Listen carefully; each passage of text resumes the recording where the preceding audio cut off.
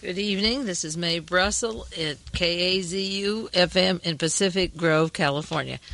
Boy, do I have a story for you tonight. It seems like every year, just around this time of year, there's a major breakthrough in the connections of the various conspiracies, the assassination teams, and the interlinking of the military with the police departments or with the Vatican.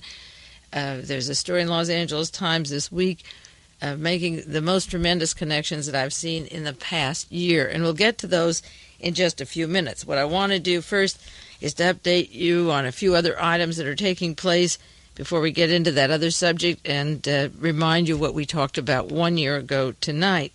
That was broadcast number 547, May 30th, 1982. This is the time where the researchers connected up with Kevin Coogan, who writes for Jonathan Marshall in his newsletter. He wrote an article on the men behind the Counter-Reformation, and it had to do with the Sovereign Military Order of Malta. I had heard about the Knights of Malta. To tell you the truth, I thought it was comical, sort of like out of Gilbert and Sullivan. Never took it seriously, which is a mistake. A person should really study something if other people are trying to teach you about that subject and not pass it off.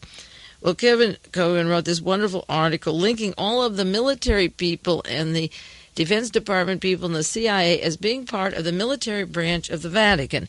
The Vatican has had the Knights of Malta for 1,000 years. They have two segments, and people think of the Vatican as a religious institution, and we know certainly at the time of World War II and with Hitler and with Franco it was very political, and it's very political today.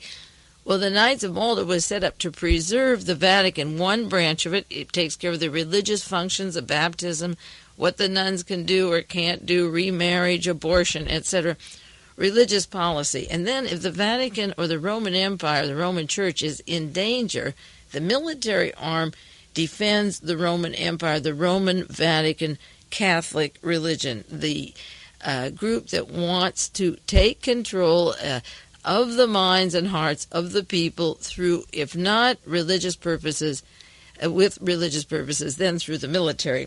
Now, some of the people that Kevin called attention to who have been knighted by the Knights of Malta are people like James Angleton, who actually set up Israel, worked with the counterintelligence, worked with the people that killed John Kennedy, CIA counterintelligence, Robert Ablanalp, Abplanalp, man who lives in the Caribbean, close associate of Richard Nixon's, who bought his homes and so forth. You might say that the funds for Tricia Nixon's house or Julie Nixon's house in Washington were bought by Vatican connected links. The Ablanalp has been a member of the Sovereign Military Order of Malta, and he, along with Bibi Rabosa, have carved in Richard Nixon's career ever since he ran for a member of the House of Representatives. Joseph Bettinger, Bettinger, who founded the Bilderberg Society along with Prince Bernhard of the Netherlands. Prince Bernhard was part of Hitler's Gestapo. He was a part of IG Farben. William Buckley, James Buckley, William Casey, our CIA director, who was going to toughen his muscles in Central America. Reinhard Gehlen, Hitler's chief of intelligence. After a bloody war where 80 million people were killed or affected, he was then knighted by the Vatican and then brought to the United States by William Donovan and Alan Dulles to form our National Security Council and CIA. Gehlen was knighted by the Vatican after the war atrocities, not before. They didn't make a mistake. They knighted him, then sent him to America with their blessings. Wild Bill Donovan, who was bringing the mafia into Italy after the war, as if they needed to bring them from America to Italy, who was the head of the OSS and formed the CIA. Peter Flanagan from Nixon's team. J. Peter Grace is the American agent in charge of Vatican connections, and of course he's the business partner of Otto Ambrose, the IG Farben, Zyklon B chemical gases for extermination. See, there's a close link between the church members who've been knighted and the plans for genocide and mass murder based upon what they did in the past. Joseph Kennedy was a member of the Knights of Malta. John and Robert were not. John McCone of Bechtel-McCone, the Atomic Energy, who was the CIA director when Kennedy was killed and director of ITT when Allende was murdered by Henry Kissinger and Richard Nixon and team.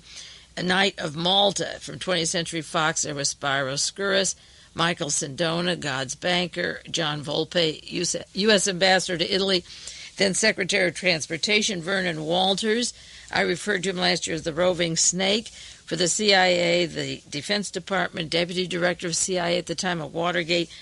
It seems that William Clark, the National Security Advisor, our CIA Director, our heads of Freedom, Radio Free Europe, Freedom of Information, and not Freedom of Information, the Radio Free Europe and the information propaganda machines that go out against the Soviet Union are run by people knighted and with loyalty to the Knights of Malta. They actually have a building just a few blocks from the Vatican. It's only a small building, and they have a ceremony where they take in various knights. Last year, Alexander Haig was among the Knights of Malta. Their allegiance is to the Vatican and then the government, and I question their service to America and the policies they make, and certainly nobody has separated the Catholic religious knighthood. 2 postage stamps, 2 passports, one to the Vatican and one to the Roman Catholic Church and one to the United States. Where do they merge and where do they conflict? And Ronald Reagan, whose brother was in the Vatican recently, I had that on the broadcast with Moon Reagan, is a very strong Catholic, and he was with a member, the president of the college that Reagan went to, which was a Christian college. So there is not the separation of church and state that we are led to believe in. And the church is getting stronger and overtaking the state. And that's what we talked about for 2 weeks consecutively last year at this time. Just some quick items on the news for so-called superstars in the media that are getting attention. One I referred to was William Holden. There's a new book coming out, of course, we'll talk about and review it, by Bob Thomas, called The Golden Boy, The Untold Story of William Holden. Now we have The Untold Story of Errol Flynn by Charles Hyam. This one tells about certain things he did, perform missions for the government, so secretive he couldn't talk about them even to a psychiatrist, worked for the CIA.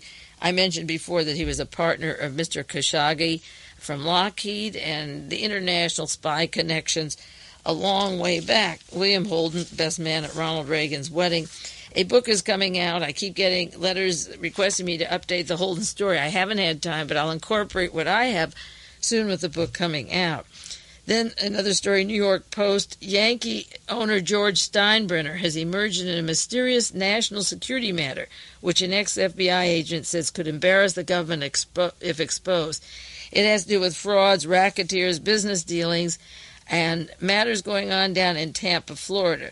Remember when I talked about the Air Florida crash and the connections to Tampa, Florida, and Mr. Williams, who mysteriously died, that connected to banks that were linked to the baseball teams in the West Coast and back east? Well, there's a big story with these connections with the syndicate, and also I think with the crash of Air Florida. They purposely let one man die and didn't want to identify him, and he was the investigator for the bank that pertains to Steinbrenner and other people's affairs, and they didn't want the media to say who he was, and he felt was allowed to sink into the ice.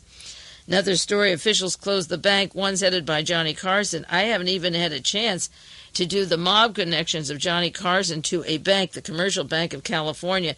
Carson and DeLorean and these connections of the cocaine to Hollywood are tremendous, and I did one program as John DeLorean Delivering Hollywood. Well, Carson closed his bank real fast. It's taken over by another bank, and we'll do more on the Carson connections. Very important, the NBC connections, because John Belushi was working for NBC and then was cut out of Saturday Night Live and then was cut out of this planet Earth. And I feel that Miss Smith, who was with him, and the cocaine connections, the true story has to really be told on why the FBI and the LAPD released her. And I understand the charges have been dropped now, and they can't bring her back to Hollywood. She can say I killed him, and they can't really do anything with her because she would make the connections up to the very highest levels of Hollywood, where, again, the LAPD have their hit squads of people to die, and they're not going to expose the people they hired to kill the people they want to get rid of. So there's nothing going in the John Belushi case. Another story, DeLorean wanted to buy heroin. It tells about his Asian heroin and his Colombia cocaine. And I do want to update the John DeLorean soon, and the links that I have not put on the air but suggested between the possible controversy between Tylenol, Johnson & Johnson, and the sterling drug, the aspirin people. The geographical connections, the banking connections overlap in the DeLorean case and in the Tylenol case. And that, again, is why the Tylenol case is hushed up. You don't hear anything about the prosecution. The 7 people that died is like it never happened, like the John Belushi murder. They're hoping it'll go away. So we'll do more, but it's interesting. Big names like Johnny Carson, John DeLorean, who worked for General Motors, Steinbrenner of the Yankees, owns the New York Yankees, and a lot of other things, and William Holden with his strong Hollywood connections from Ronald Reagan on down with Khashoggi and Lockheed and the international spy ring. What you get are these well-known figures in entertainment, in industries like the General Motors, or in the sports, all coming together, and the common denominator are not only the drugs, but the wipeout teams that they're surrounded around, and the scandals, the periphery of the murders around them by the same people that they're dealing their drugs with. So these cases surface, they get a lot of attention, and then they go in limbo. A new book came out, changing the subject now, but not changing it because it's related to what I've mentioned earlier and keeps going on. A new book called Contract on America: The Mafia Murders of John and Robert Kennedy by David E. Scheim. David Scheim. He held a press conference at the President's Room in the National Press Club in Washington, D.C., April the 12th, on Contract of America. And he sent me a letter with his home phone number and his office phone number. I've heard about your work on the RFK case for many years, and he asked me my opinion of his new book and certain evidence that he had in the JFK murder. Interesting, the book is published, and he has the press conference, and he asked me for information. If he asked me before, it would change the whole book, or he'd be accused of keeping it out.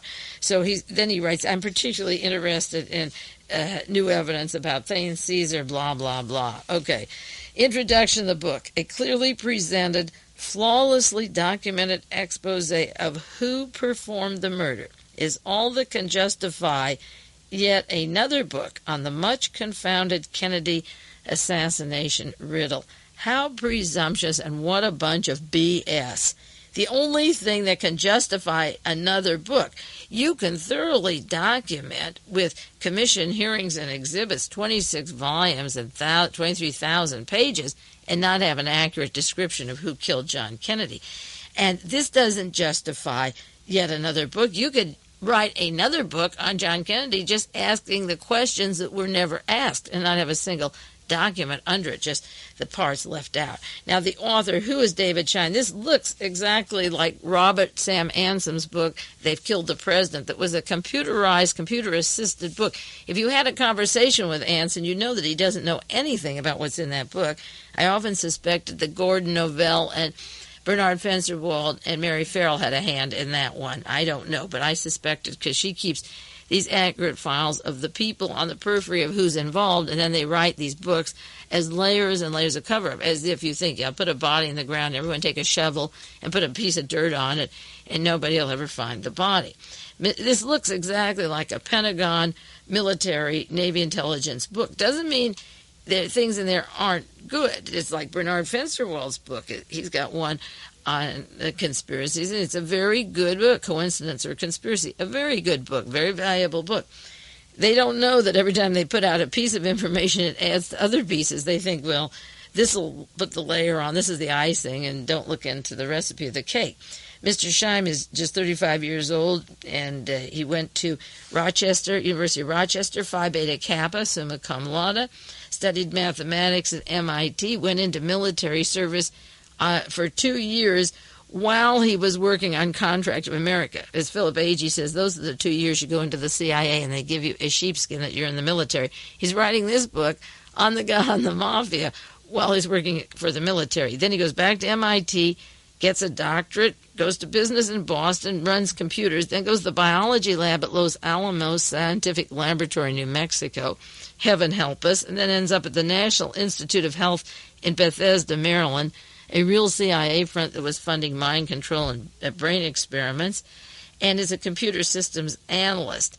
To add insult to injury, the description tells he's an Orthodox Jewish Jew who belongs to a congregation in Silver Springs. Well, Roy Cohn's Jewish, and so is Louis Nizer, and so are a bunch of mumsers, if you know the Yiddish word for rotten. So what? It's just too bad that he has an introduction written in Hebrew. I thought, oh my God, this is just what the Jews need, you know. Anyway, I looked up his index and looked through the book, and of course it's okay if you want to know the mafia connection. I looked up modalities. You see, Robert Blakey writes the introduction for this book. Everybody should read this book. Blakey headed the House Select Committee on Assassinations. Blakey refused to take the testimony of Robert Byron Watson, who we'll talk about for the remaining of this program in a few minutes, who fingers Representative Larry McDonald in Congress as working with the people who killed John Kennedy and Robert Kennedy, who's into drug dealing in South America and Lebanon and Chile and Mexico, heroin, cocaine, you name it, marijuana. And he doesn't talk about Robert Mayu from the Howard Hughes organization, who lived in Modalitz's home in Vegas, or Louis Nizer, who represents Lacoste and the crime syndicate down near San Diego, or Earl Warren, who was put in by Murray Chotiner, of organized crime. If you're going to write about crime, write about Roy Cohn and Permindex and the links of mobster Roy Cohn to organized crime throughout his entire career. Now, they have 2 pages. He has 2 pages on Roy Cohn, but nothing about Permindex. He's got a lot on Nixon and the mafia, but Nixon's sort of out, and he's so grossly mafia that they can afford to have some of his connections. Now, as far back as 1979, this was broadcast 370. I did a triangle of 9 points to get up to a pyramid, really, to climb 9 steps to who killed John Kennedy, how you get to it. You can order that broadcast if you want. Briefly, the first story was that Lee Harvey Oswald was a loner. You know, he was jealous of Kennedy and Jackie and all that crap. And then the second was, well, Fidel Castro wanted Kennedy dead because the CIA and Robert Kennedy were trying to kill Castro. And that theory was thrown out by the House Select Committee in 1977. And also that the KGB planted Oswald and wanted Kennedy dead. They didn't say why it would make sense except for Kennedy's missile stance or I am a Berliner speech. So that was ruled out. It wasn't Castro. It wasn't the KGB. Oswald didn't do it alone. And the fourth cover would be organized crime and the syndicate and the revenge for the Kennedys, going after the mafia and for kicking the mafia out of Havana and not going back to invade Havana to make it the stronghold for prostitution and pornography and narcotics so close to Florida. So this is the level he's at, number 4. I've got 5 more steps to go to. And this is a Phi Beta Kappa cum laude at MIT, so you can imagine how the educated elite in this country can figure something out. The next one is the anti-Castro Cubans' revenge for the Bay of Pigs fiasco. But the anti-Castro Cubans, such as Mr. Martinez, who was just cleared by Ronald Reagan for his Watergate crimes, or that gang that go back to Dallas, they haven't really touched on them as being part of the government, which they were then and they are now. Then you get to the really sophisticated area of Division 5 of the FBI, of the Internal Security, and William Sullivan, and the links to the Defense Intelligence Agency, to General Dynamics, and to Bell Helicopter in the Fort Worth, Dallas area, working with Oswald and Oswald doubles, and J. Edgar Hoover's School for Assassins down in Oaxaca, Mexico, and the Torbett document.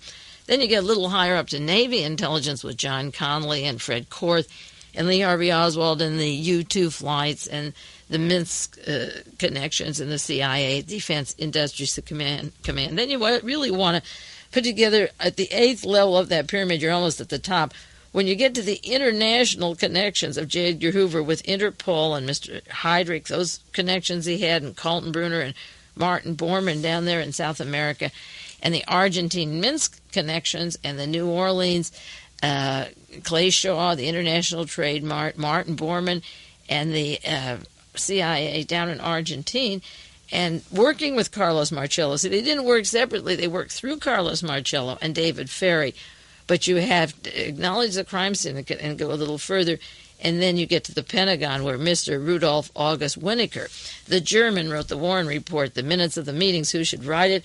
Mr. Winokur. So this book is about the mafia. Ho, so what? An octopus has 8 legs. I think an octopus could probably live with 7. So if you took the whole book and threw it in the river, you would still have a lot of work to do on who killed John Kennedy, and the octopus would survive. This isn't it. He says the motive was that the Kennedys launched a crusade against organized crime in the summer of 1962, where the New Orleans mafia boss Carlos Marcello met with Santos Traficana and Jimmy Hoffa. That's true. They all met there in 1962. But in 1962, in the summer, the Young Americans for Freedom that was formed in 1960 came over from Munich, Germany, to Robert Morris, Navy intelligence. We've talked about this before a few weeks ago. And Colonel Charles Willoughby, working with Young Americans for Freedom, and Ronald Reagan was on the early board. And they bring in a killer team not only to wipe up and clean up, but to keep the computer system going. Richard Vagary with the computerized data that goes to Larry McDonald and then goes to Bobby Inman, and we'll talk about those people. Sure, the summer of 62 was busy, but while one hand was knitting something, the other hand was crocheting, and they all come together. It wasn't a single group that some mafia met in 62. Why did he leave out what else happened in the summer of 62? Then he tells about Jack Ruby's contacts with the mafia and his suggestion that he wants to tell the Warren Commission what happened, and they sort of put him off. What he wanted to tell them was that an organization existed, which was the John Birch Society, and they suggest that he hinted of a conspiracy in his transcripts to the Warren Commission. He didn't hint. He told Earl Warren and Gerald Ford and Leon Jaworski, there's an organization here in town, and they want to take over the government because the acts I did, they'll have control of the government. They're violently anti-Semitic. They're going to play the pogroms in the Tsarist Russia. Pogrom meaning tearing into Jewish homes, burning them down, like the Night of Long Knives in Germany that came from the Tsarist regime techniques. And they're getting ready now. The Posse Comitatus, the international network, the computerized list of victims, the death squads. And he warned, and they walked away. He didn't warn them about his mob connections or his Havana connections or his gun running. He didn't warn them about the syndicate like Valachi. Valachi said, take me in and I'll talk about the syndicate. He sent out a note on a match folder that's saying Lyndon Johnson was involved. He didn't say Bobby Baker or the crime syndicate. He meant the President of the United States, which the President appointed the Warren Commission with Allen Dulles, who brought in these Nazis and worked with them while the war was going on, and John J. McCloy, who was totally 100% Nazi fascist on the Warren Commission, and Leon Jaworski helping them. There's a notorious list of right-wingers there. Mr. Russell from Georgia, and what the Jack Ruby was warning them about was the fascists.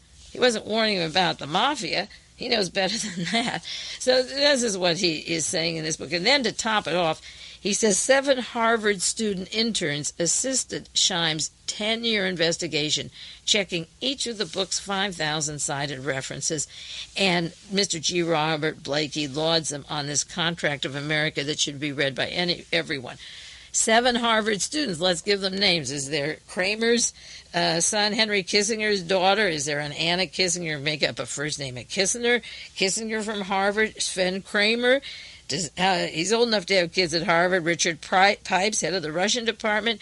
Alexander Haig went to West Point, but he was the protege of Fritz Kramer and Henry Kissinger, and the institute that set up that think tank at Harvard for Henry Kissinger by Nelson Rockefeller, with George McBundy and the spies from Harvard all involved in the Kennedy assassination. Michael Payne, a third-generation Harvard physicist, worked for Bell Helicopter for Walter Dornberger, the Nazi that was to be hung at Nuremberg in the Dallas-Fort Worth area, and Lee Oswald lived at their home. Marina Oswald lived with Ruth and Michael Payne from Harvard, third generation. So did the Paynes have another son at Harvard, or Priscilla Johnson, who was in the Soviet Union as an agent of the CIA, the journalist, who later literally almost, I believe Marina was put under mind control or drug in Sedona, Arizona. She was an absolute zombie under the control of Priscilla Johnson from Harvard. And John McCloy, I mentioned last week, has his 10 Germans coming to Harvard with fundings from Volkswagen Corporation. Harvard was full of people that killed John Kennedy. So you get the Kissingers, the Kramers, the Pipes, the Haigs, the Paynes, Priscilla Johnson, the McCloys. Add it all up. What do you have? 7 Harvard people so dedicated that they only look for the mafia. Years ago, you go looking for the Jew, or you look for the mafia, or you look for the red. Why don't they turn around 180 degrees and look where it really is? I mean, there's so much information if they wanted it. But you'll learn something from the book.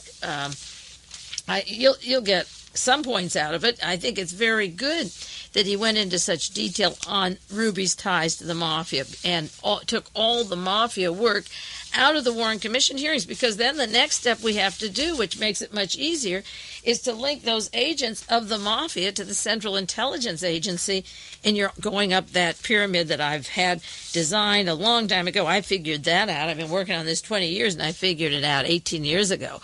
And I've been putting in more pieces of the puzzle every single week. Now, an example of the mafia and the Central Intelligence Agency and the goon squads, a perfect example, came out in the Los Angeles Herald this week, called The Life and Times of Klaus Barbie. This is May 27th, 1983. They say that Klaus Barbie was selected as the next Fuhrer to run the world by our intelligence agencies and by himself.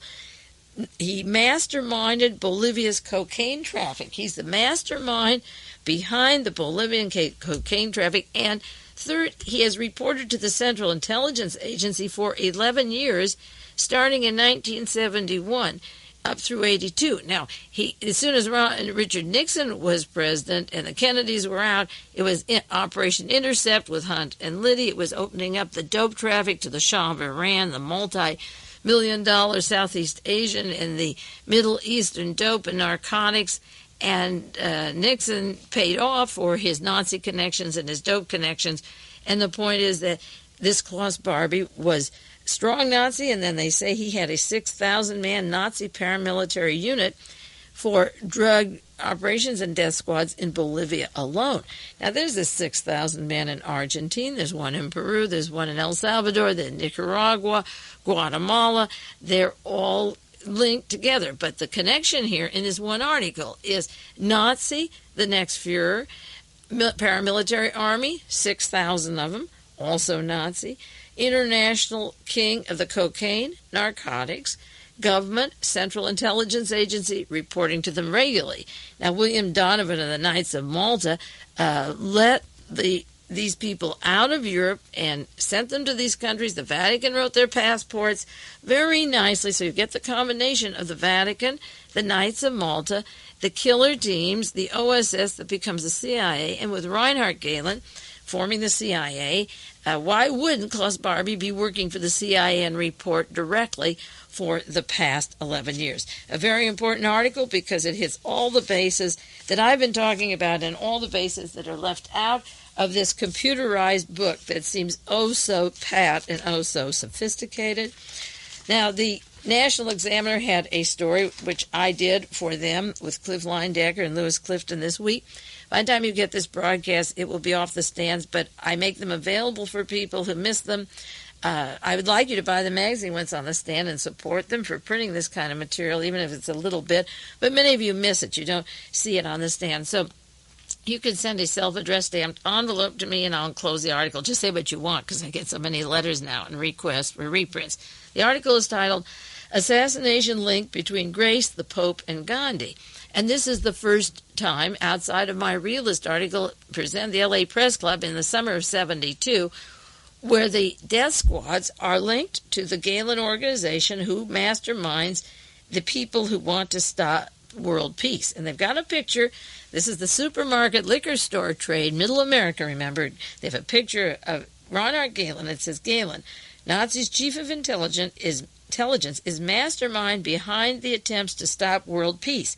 And the quotations are very good in this article. They're all Mae Brussell, linking the intent of this Nazi conspiracy to take over the world. This is the way it begins. Startling evidence of the murders of these three and also the attempt on the Pope, is a depraved Nazi conspiracy to take over the world. Well, side by side is the expose of the CIA that Klaus Barbie wanted to be the next Fuhrer.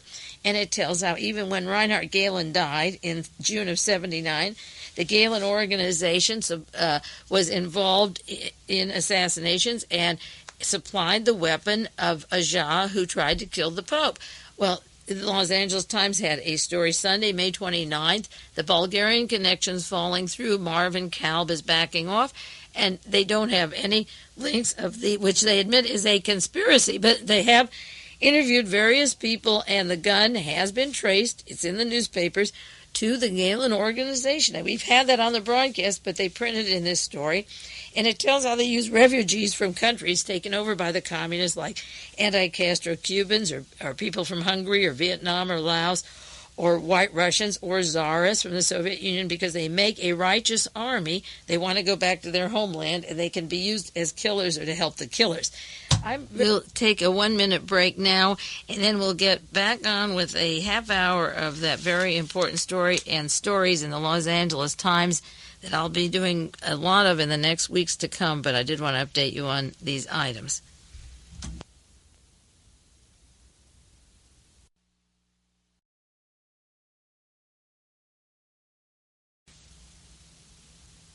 Good evening. This is Mae Brussell. This is part 2 of broadcast number 599, May the 30th, 1983.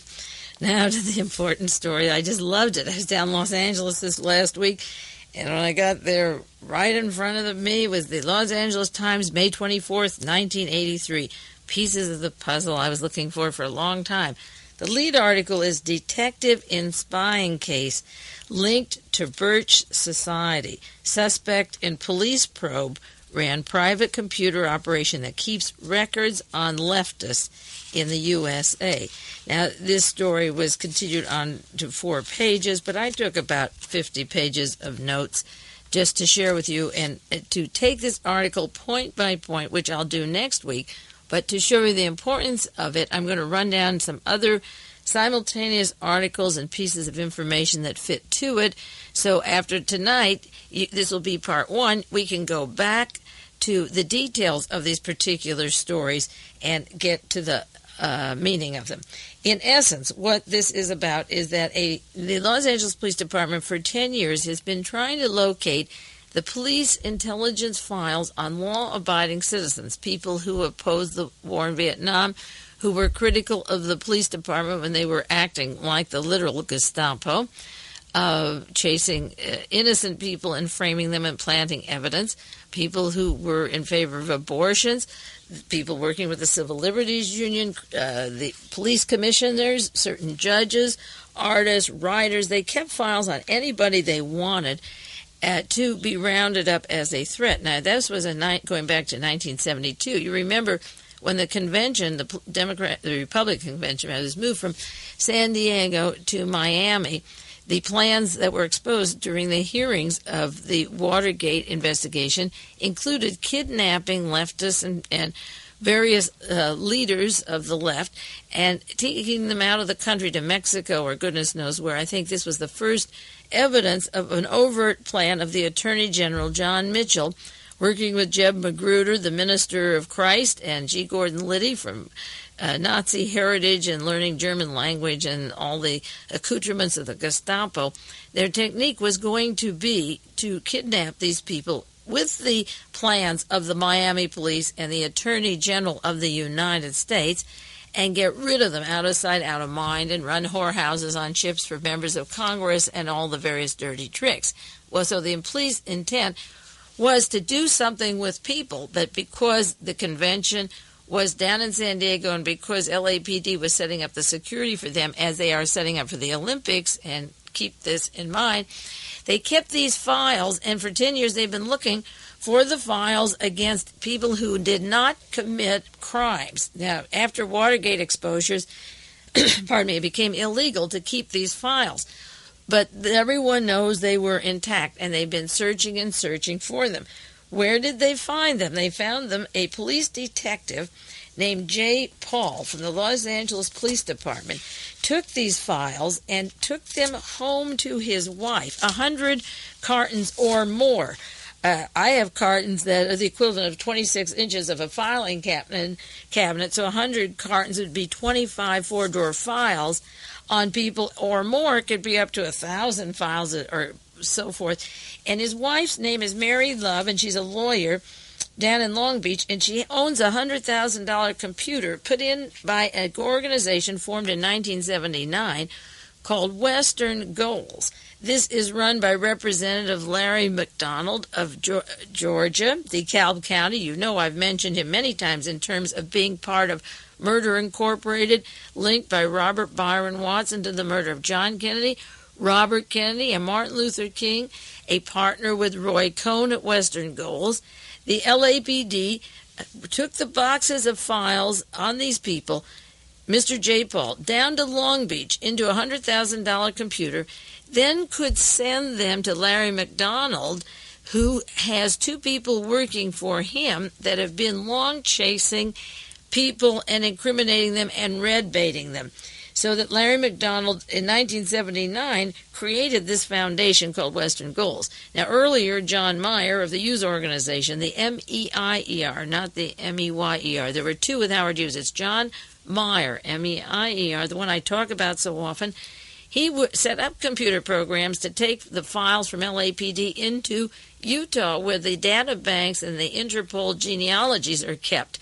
I have the genealogy paper of Otto von Bolschwing. In order to join the SS, it was given to me and obtained from Germany, his family going back 250 years, every member of the family. That is what the data banks are for, not because your grandparents may want in their grave to bury a Mormon later. The information from the police departments also went into there. Now, in the interim, goodness knows where else they went, but the foundation in Alexandria, Virginia in 1979, set up by Larry McDonald. Now, not only is Larry McDonald linked to Chile, to George Habash, and the two Habash brothers, one in Beirut, Lebanon, and one in Chile, responsible for the Allende murder, and I have also linked this group in DeKalb County to the murder of John Lennon with the training and shaping of Mark David Chapman. He's not only a partner of Roy Cohn of the crime syndicate. Cohn was the business partner of David Shine, who owned, not the business partner, they were hunting reds for Joe McCarthy, not business. Shine and Cohn, and he owns the Ambassador Hotel where Robert Kennedy was murdered, and Larry McDonald has been linked to that murder, and now he's linked to the Los Angeles Police Department, where the security guard came from Lockheed, Thane Cesar. But Larry McDonald has this very expensive computer in Washington and runs a place called Western Goals. Now, what's terrible about Western Goals is a lot terrible, and we'll talk about it often. He has two people working for him, a John Reese. Do you know the name John Reese? There are various magazines and articles that have discussed John Reese's career. They're not disgusted. I'm disgusted. They discuss John Reese. He has what he calls an information digest, and because it's illegal for the police departments to keep files on individual citizens, he publishes it himself and sells it to the police intelligence in 50 states. If you wonder how Calvin Simmons dies at Lake Placid, the black conductor or death squads take place, or the courier, the frogman that's killed at the hotel in Houston, Texas, the wipeouts, in the hands of the police, incidentally, in the custody of police when he asked for security because he was in danger. The John Reese runs an intelligence digest that he's had for years, far right-wing group, and he tells the various organizations of the police departments who is a danger to this country. And he works with Western Goals and with Roy Cohn, who was the aide to Senator Joe McCarthy, and works with Robert Morris and the far right wing that I tied into the Young Americans for Freedom, the murder of John Kennedy, and the Munich, Germany connections. Reese was described in a newsletter called Alternative Media as a former Church League staffer, now working for Information Digest with the help of his wife, Louise Reese. When he worked for the church group, he would offer a security check as a necessity before they would supply information. He says, you give me a security check on yourself, and the church league will give you a dossier on any 4 individuals you name. For $150, they can get a computerized dossier from the network of the far right wing all over this country and around the world. And then he went from the church league to writing and publishing for the John Birch Society. And Larry McDonald has John Reese and Louise Reese working with him. Now, Louise Reese has a career of her own. She worked for the House Internal Subcommittee. She's a far right-winger. They're against the National Lawyers Guild. They put into their computers people who are against the anti-war movement, who are against the anti-nuclear weapons, and so forth, so that they take actors and writers and individuals and put them into their committee. Now, the advisory board of Western Goals, and I'll do more on that next week, and keep this up, I'll put on the printed sheet so you get the whole list, includes just a few people like General George S. Patton III, General John Singlaub, Admiral Thomas Moore. Moore was Joint Chief of Staff during the Nixon administration, who took papers from Richard Nixon's desk through Yeoman Redford, good friend of Secretary of the Navy John Lehman right now, and worked with Henry Kissinger and Fritz Kramer, and then became Chief of Staff of the entire military. The head of the entire military, who was Admiral Thomas Moore, Joint Chief of Staff during Nixon's administration, is on the board of Western Goals that works with the police departments of 50 states. And then, yet this one, another member, is Edward Teller from Stanford University, the daddy of the A-bomb, the hydrogen bomb. Edward Teller is positioned on Western Goals with those computers out of Alexandria, Virginia, where they take the petitions from newsletters, alternative press, newspaper articles, and furthermore, they have a sister company in Germany. So they computerize everybody who doesn't like Mr. Teller's bombs. And they say, you are an enemy of the state. Now, the implications of this, I think you are beginning to draw. If you've listened a long time to my broadcast, this is starting the 12th year this month, you just could leap for joy, because I think you know the connections that I made 10 years ago of the Squad 19. I didn't make them up. Louis Tackwood told about them. If you get his book, Glass House Tapes, the secret police team inside the White House, run by the CIA, the FBI, the Pentagon. They were planning a coup if the Watergate arrest hadn't happened. James McCord belonged to the 10-man military team. I wrote about this team in 1972 and presented the material at the LA Press Club. And in 1983, the John Bircher, I didn't know Larry McDonald then, but I knew the Birch Society and the role of they had in killing John Kennedy, and I wrote about Young Americans for Freedom and Robert Morris. But then Robert Byron Watson surfaced in 77 and brought in Larry McDonald with his part of the assassination teams in the Atlanta, Georgia connections, international narcotics traffic, drug running, and assassinations. And then in 1982-83, Mr. Welch resigns. Robert Welch steps down from his precious John Birch Society and hands it over to Larry McDonald of Murder Incorporated out of Atlanta, Georgia, connecting not only the mafia narcotics that put him into office in Congress right now, but his secretary there is this Louise Reese, who worked earlier with the House Un-American Activities and Robert Morris and the whole gang.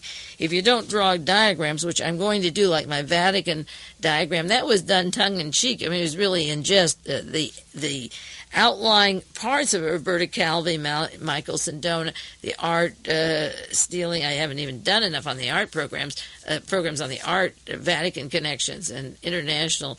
Not we talk about drugs and narcotics, the market and art that Goering set up, by taking the art out of Europe and then using it as a medium of exchange and pleasure and goodness knows what.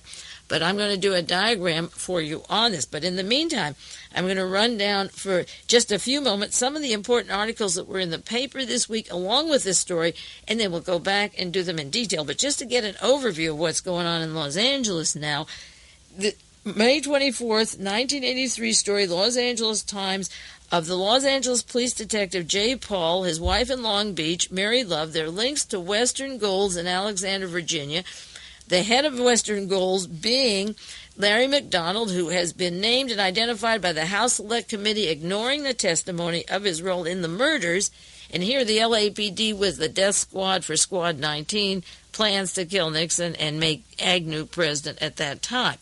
And then we'll go into the details of the organization next week. The next day, 2 days later, there's an editorial in the Los Angeles Times, May 26th, and I'll copy these if you want copies and a self-addressed stamped envelope. It's called Vigilantism by Computer, and it tells about Western goals, Larry McDonald, J. Paul, the police files. It says it's not shocking enough to disclose irregularities of the Los Angeles Police Department, but now they're linked to the Alexandria Foundation, and they're shocked about the Long Beach, the boxes going to his wife and then going back to Western goals. And the aim of Western goals, saying the editorial said, is to rebuild and strengthen political, economic, and social structure of the United States and Western civilization. And the editorial goes into Information Digest and how they have barrage of derogatory information on individuals and keep dossiers. And when it was illegal for the police to do it, there's these multi-$1,000 or even to the million computers to send out as newsletters what isn't allowed by law. And then next week, in the week that follows, I want to give the connecting items. I want to share with you a November 22nd, 1977 letter from Robert Byron Watson. That was the anniversary of Kennedy's death in 77, where he says, Dear May, yesterday I was visited by Mr. William Webb, staff counsel for the Select Committee on Assassinations, and another representative from the House Select Committee, and he had sworn notarized affidavits of 110 pages of undisclosed information linking Larry McDonald and the narcotics and drug trafficking and so forth. And then I'm going to share with you it's a newsletter that I'm going to have reprinted for you, reduced in size. It's the Hudson Valley Chronicle.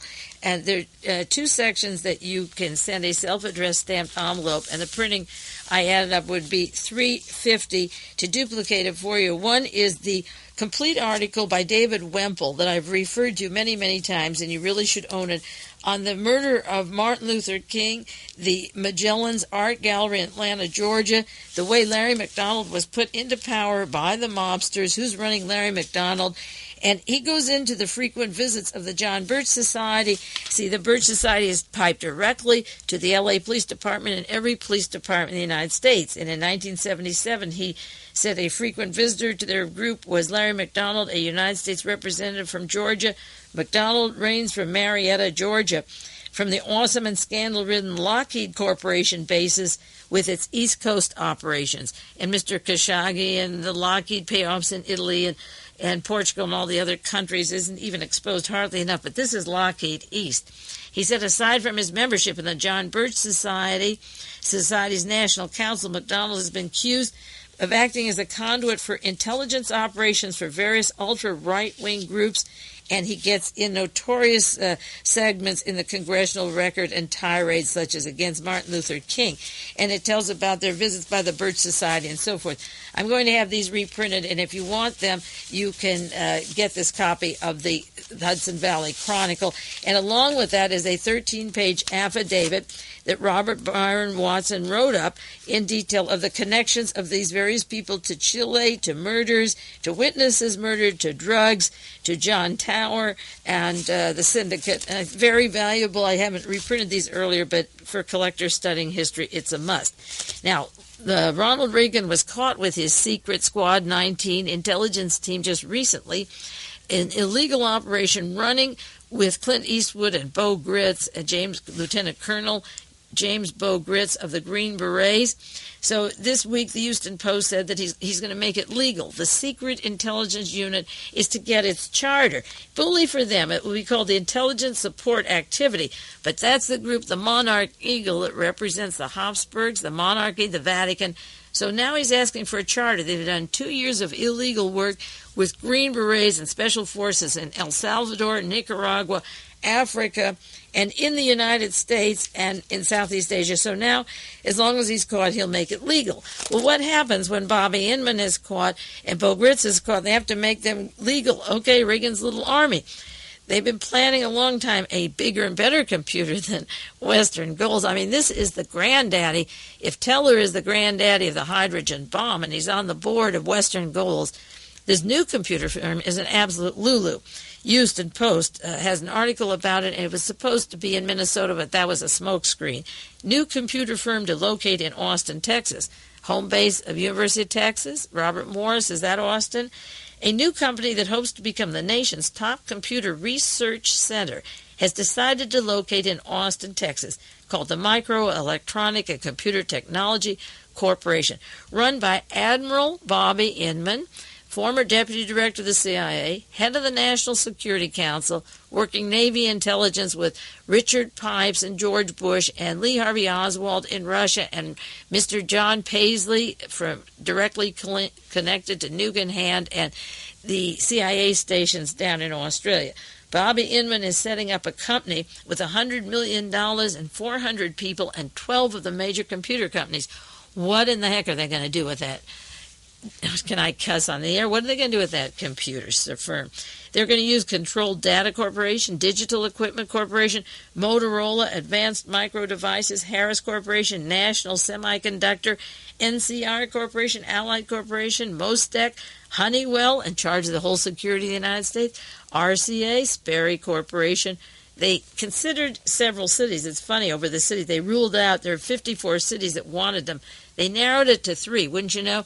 One was San Diego, where Pete Wilson and John DeLorean and Mary Rose from the LAPD, the place where Squad 19 was nurtured, the plans for the takeover of America, and with the Garden Plot and Ronald Reagan, San Diego was their first consideration. Atlanta, Georgia, the home of Larry McDonald. Well, he's a Marietta. He's a little bit different, but Atlanta, the location of Georgia, of Jimmy Carter, of Lockheed, of Coca-Cola, of the Trilateral, Brzezinski that handpicked Jimmy Carter for that interim till Reagan got in.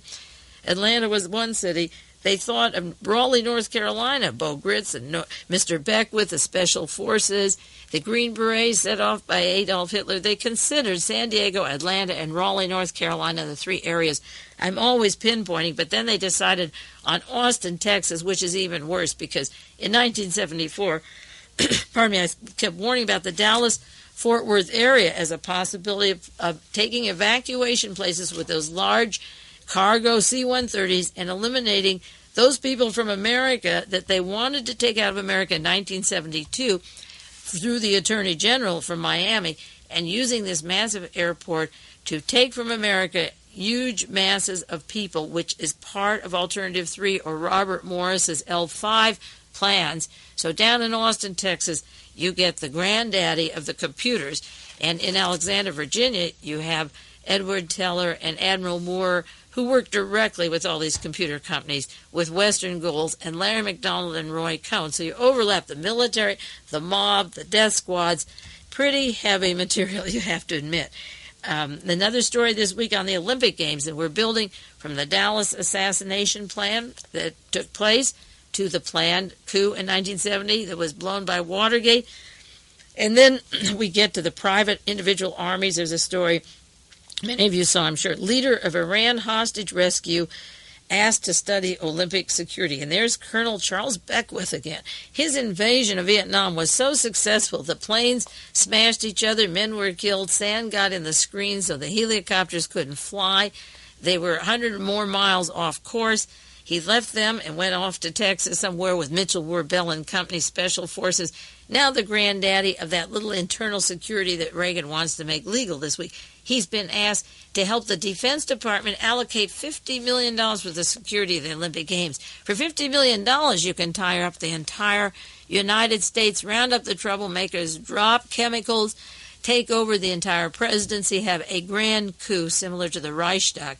Watch out for the Olympic Games. If the private armies that have been running, the death squads, the special forces, the soldiers of fortune, can come in and get legality by Reagan making it a recognized system, and then they're given $50 million plus for the Olympic Games.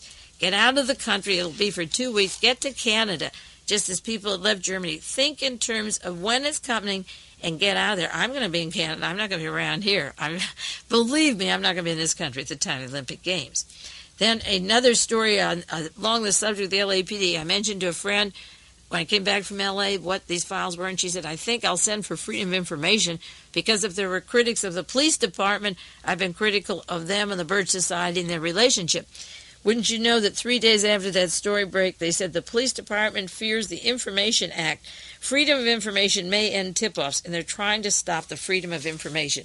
Here's a group of people who have innocent, law-abiding citizens into their computers, fed to the mob and the Roy Cohn connections, and to Larry McDonald and the hit connections of the syndicate, the drug traffic, and the killers who are responsible for many, many murders, including links to John Kennedy, Robert Kennedy, and Martin Luther King, to taking over this government, along with the Young Americans for Freedom, linked to Richard Vagary of the far right and the Church Guild, and names from coast to coast. In 1976, the Information Digest was called on the carpet for the names that they had accumulated. So they want to stop Freedom of Information Act. So if I say, what do you have on Mae Brussell, they may be forced to take it out of their computer. So now they want to make a law to cover what they had in the computer, just like they make a law to make a committee that was in use for 2 years by the Pentagon. I also mentioned, it was on broadcast 596, that was just 3 weeks ago, May the 9th, I talked about the Rockefeller Brothers Fund, a special studies project at Harvard from 1956 to 1958, set up by Henry Kissinger for special people like Adolph Burl of the State Department, General Lucius Clay, close with Fritz Kramer, Henry Kissinger. Henry Kissinger ran this group for several years and got to know all these top people that he wasn't working with while he was teaching at Harvard. And among the people that attended or were part of the Rockefeller Brothers Fund at Harvard was Edward Teller from 1956 to 58, and then Edward Teller is on the advisory board of Larry McDonald. So you get the Kissinger, Kramer. I'm repeating these names if I have to every week so that you see that these people, the Haigs that I've mentioned in tying into the murder of John Kennedy, tap directly to Larry McDonald, the John Birch Society, the H.L. Hunt's, the Young Americans for Freedom, the Dallas Conspiracy. I told you, and I keep saying, this is the 20th anniversary of the murder of John Kennedy, and every week we'll go into more and more the people who were responsible for that murder. So Edward Teller from the Harvard Project Studies Group, set up by the Rockefeller Fund, run by Henry Kissinger, is an advisor to Larry McDonald and Roy Cohn, as if they need advisors. And one of the tragedies of the last 20 years are the people who wrote books on various conspiracies and left out what they needed. It would be like creating a human being and having everything but the heart of it. I talked about Sylvia Maher leaving out the Young Americans for Freedom and the connections to the Republic National Bank and Munich, Germany, and to Robert Morris. Well, there's a book codenamed Zorro by Mark Lane and Dick Gregory, and they left out Robert Byron Watson. And I've mentioned to you before how important it was, and how I mentioned to Dick Gregory when he was at my home, why didn't you use the testimony? I wrote to him and said, you guys will do nothing for him. And he wrote back, they are my friends. I trust them. They sent this to the House Select Committee. How magnificent if Mark Lane and Dick Gregory in 1977, when their book came out, had the suggestion or the information given to the House Select Committee on Mr. Larry McDonald. Would he have gotten his computer with Admiral Moore and Mr. Edward Teller in 1979, piping information to the LAPD from 49 other states, and then the LAPD piping it down to San Diego and recycling all the people who they consider, the Church Guild that Reese worked for, his Information Digest, the Church League rather. Wouldn't it be nice if they had the courage to get this out? And even if they didn't get it by Prentice Hall, they could have mimeographed it and sent it out. Is it ignorance? No. Is it cowardice?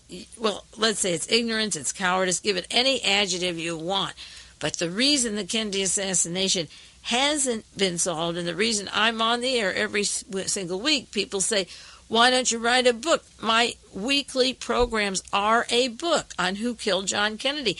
And every horrendous story you read in the news, national or international, whether it's Klaus Barbie with the CIA and Nazis, whether it's Donovan and the OSS, whether it's the Hitler diaries with these top people who worked with our government in Bern, Switzerland with Alan Dulles, it all goes back to Kennedy with Alan Dulles on the Warren Commission and Mr. Winokur from Germany writing the Warren Report. Well, our time is just about up. We just have a few more minutes, and I'm going to go into more the fights of the LAPD with holding their records and not letting them out. Daryl Gates down there, who took the mantle from Ed Davis. Ed Davis is now a senator in California. Mr. Charles Bates, responsible for counterintelligence all over the country, and particularly in Illinois, worked with Guy Bannister in Chicago before Bannister became back-to-back office with Lee Harvey Oswald in New Orleans, rather.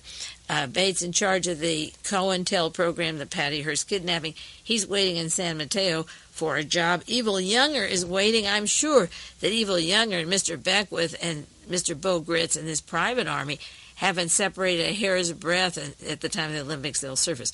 We're going back next week into the details of this article and the meaning and the implication of this article, because I haven't seen anything so important. When you take the John Birch Society and you put its files and this church league, and you take the House Un-American Activity and the top military brass, the head of the Marines, it's a cast of characters of who's who, carrying information on us because we have an opinion that disagrees with theirs. What gives them the right to know that their way is the best and that we should be dead and they should be calling the shots? We'll do more of that next week. In the meantime, this is Mae Brussell, and this is KAZU-FM in Pacific Grove, California, and we'll continue on this miserable story, but thank God it broke, of the LAPD, the Birch Society, the military, and the mob.